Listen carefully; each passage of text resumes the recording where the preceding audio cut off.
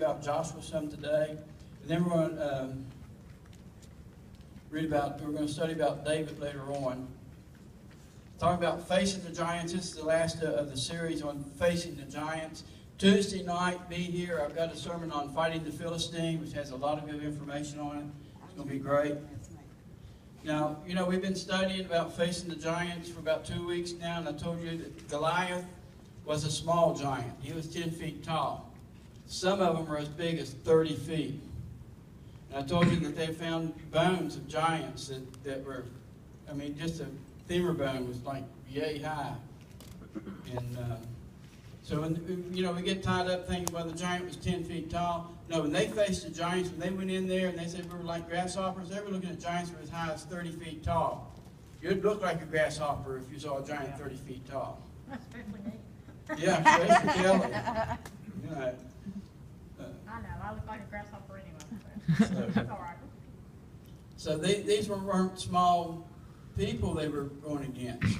There's evidence there really were giants in the land.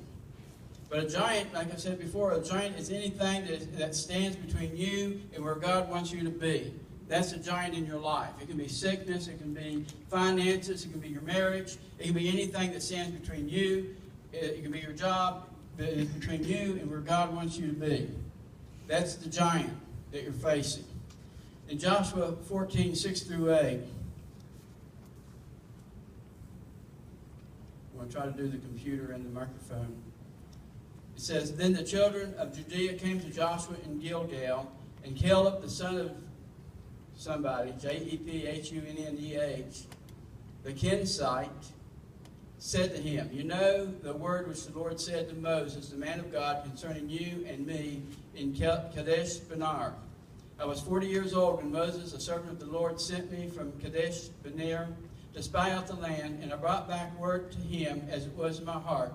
Nevertheless, my brethren who went up with me made the heart of the people melt, but I wholly followed the Lord my God. Caleb's 80 years old now when he's going to Joshua. You got to understand, he's 80 years old now. He was ready to go up and face those giants. He was ready to go up and take them on. Paul Brandy wrote a book, In His Image, and he writes about his mother in that book. And I want to read you part of this. He says she was 75 years old and still walking miles every day, visiting the village in the southern part of India, teaching the people about Jesus. At 75, she fell and broke her hip.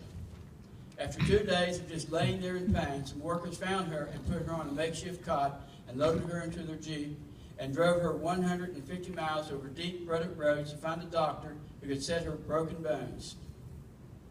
But the very bumpy ride damaged her bones so badly that her hip never completely healed. He said, I visited my mother in her mud-covered hut at age 75 with a broken hip, unable to stand on her own 2 legs. I suggested that she retire. She turned around and looked at me and said, What value is that? If we try to preserve this body just a few more years and it is not being used for God, of what value is that? So she kept on working. She kept on riding her donkey to villages until she was 93 years old. At age 93, she couldn't stay on the donkey anymore. She kept falling off. But she didn't stop preaching. Indian men would carry her in hammocks from one village to another, and she continued to tell people about Jesus Christ until she died at age 95. I agree with her.